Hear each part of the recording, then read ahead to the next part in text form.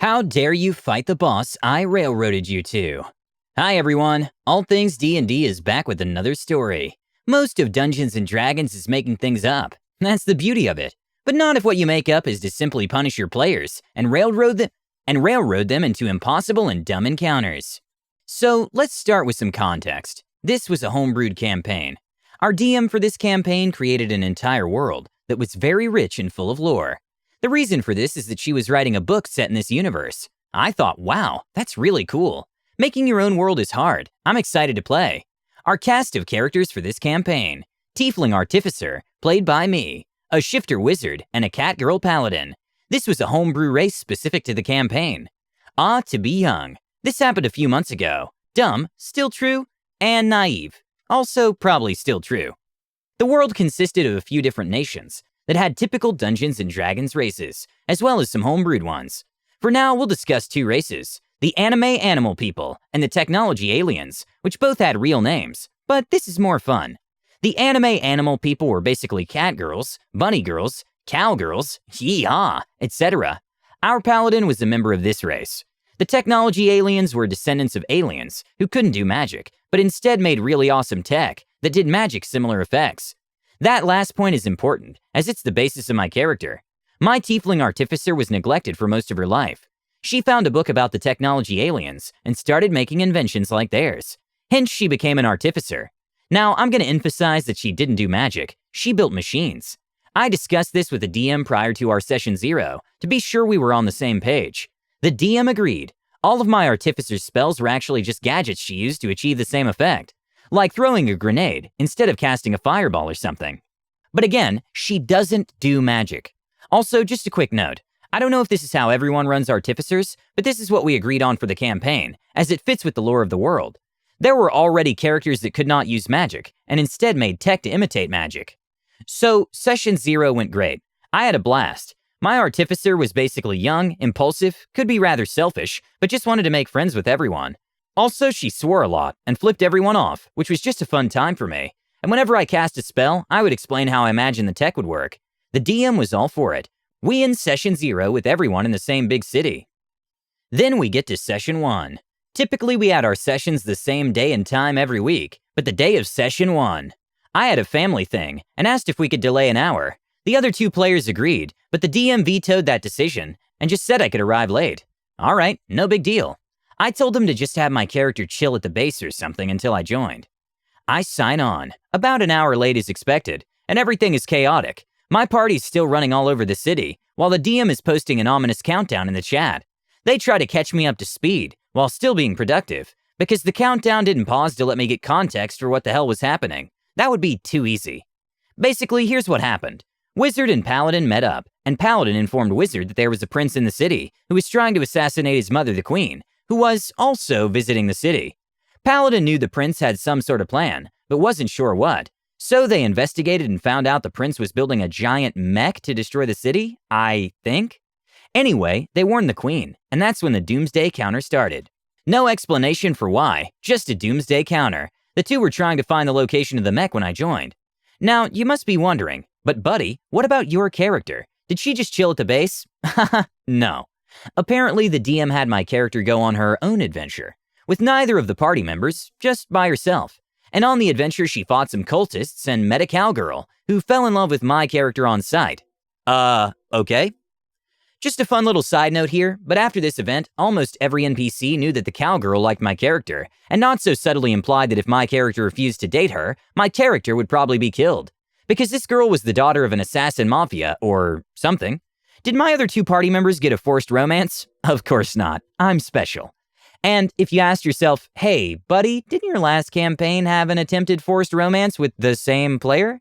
Yes, it did. Probably just a coincidence. Anyway, we finally find the location of the mech robot and try to sneak into the warehouse. We're mostly successful. Fight a few baddies, things are going well. Still got like 5 hours on the Doomsday clock. But then we hear the sound of something powering up, and there's a giant boom of energy. Everyone made a wisdom save. I fail. Artificer had comically low wisdom. The Wizard fails, but the Paladin succeeds. The DM gleefully informs Wizard, and I, that we lost all of our spell slots. Confused, I interject.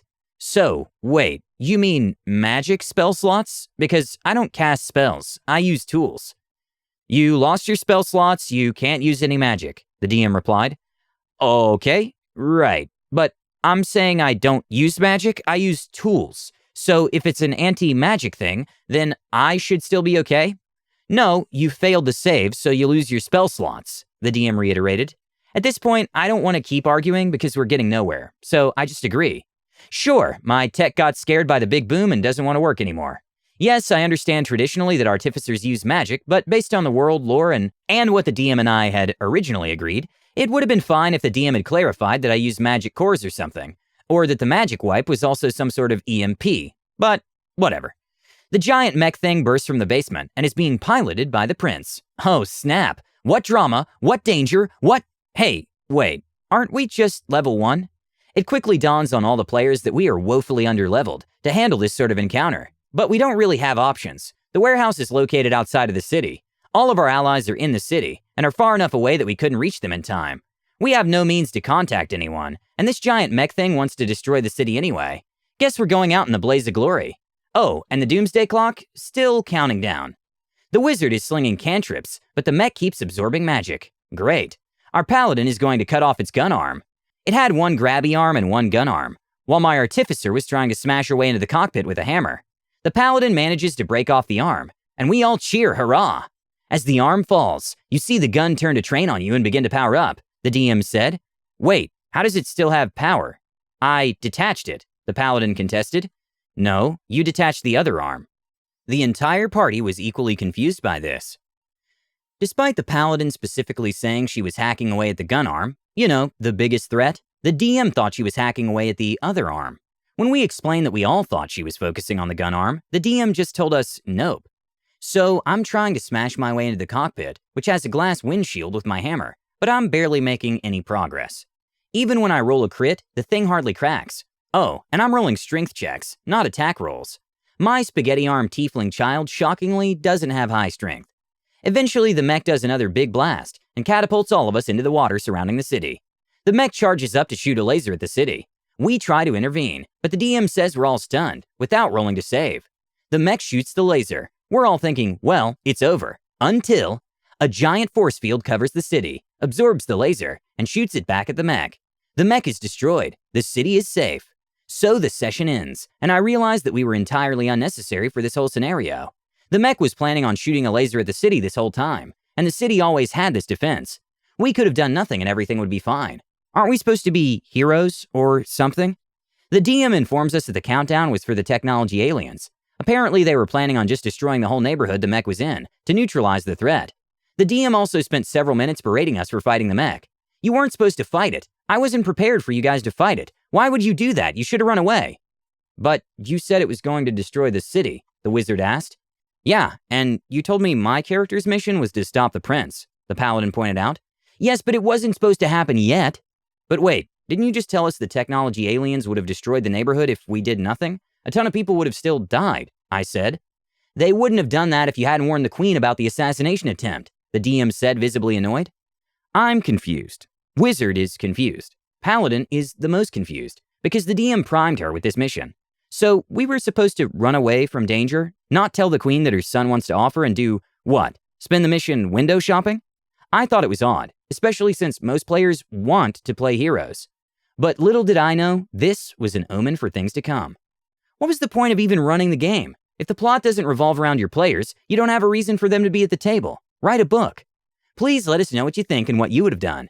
Don't forget to subscribe to our channel, All Things D&D. Our next video will be posted in 3 days, so stay tuned for more amazing Dungeons & Dragons content.